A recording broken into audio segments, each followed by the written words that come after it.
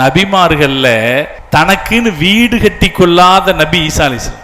ஈசா அலைஹிஸ்ஸலாம் வீடு கட்டிக்கவே இல்லை. அவர் நாடோடி ஊரூரா போறது, நீங்க அல்லாஹ்வை தான் வணங்கணும், வேற எதையும் வணங்கக்கூடாது, என்னை நம்புங்கள் என்று மக்களுக்கு செய்தி சொல்றதுதான் அவருடைய வேலை. எந்த ஒரு இடத்துலயும் அவர் நிரந்தரமா வசிக்கல. அவரு ஒரு தலகாணி, ஒரு டம்ளர், எங்கேயாவது படுக்கிறதுக்கு ஒரு தலகாணி, தண்ணி குடிக்கிறதுக்கு ஒரு டம்ளர், இது ரெண்டு மட்டும் தான் வச்சிருந்தாராம். ஒரு பயணம் போகும்போது ஒரு இடத்துல ஒரு ஆளு கையை தலைக்கு கொடுத்துட்டு படுத்திருந்தாராம். படுக்கிறதுக்கு கையை கூட வச்சுக்கலாம் போல இருக்குன்னு அந்த ஆளு கையில தலகாணியை கொடுத்துட்டு நடந்தாராம். இன்னும் கொஞ்சம் தூரம் போகும்போது ஒரு ஆள் ஒரு இடத்துல அள்ளி தண்ணி குடிச்சிட்டு இருந்தாராம். அதை பார்த்த உடனே தண்ணி குடிக்கிறதுக்கு டம்ளர் தான் இருக்கணும்ன்ற அவசியம் இல்லைன்னு அவர் கையில டம்ளரை கொடுத்துட்டு அதை விட்டுட்டு போயிட்டாராம். நபிமார்களில் மிக ஏழையாக வாழ்ந்தவர்கள் ஈசா அலைஹிஸ்ஸலாம் அவர்கள். எதையும் ஏற்றுக்கொள்ளாத ஒரு துறவு வாழ்க்கையாக அவர்கள் வாழ்ந்தார்கள்.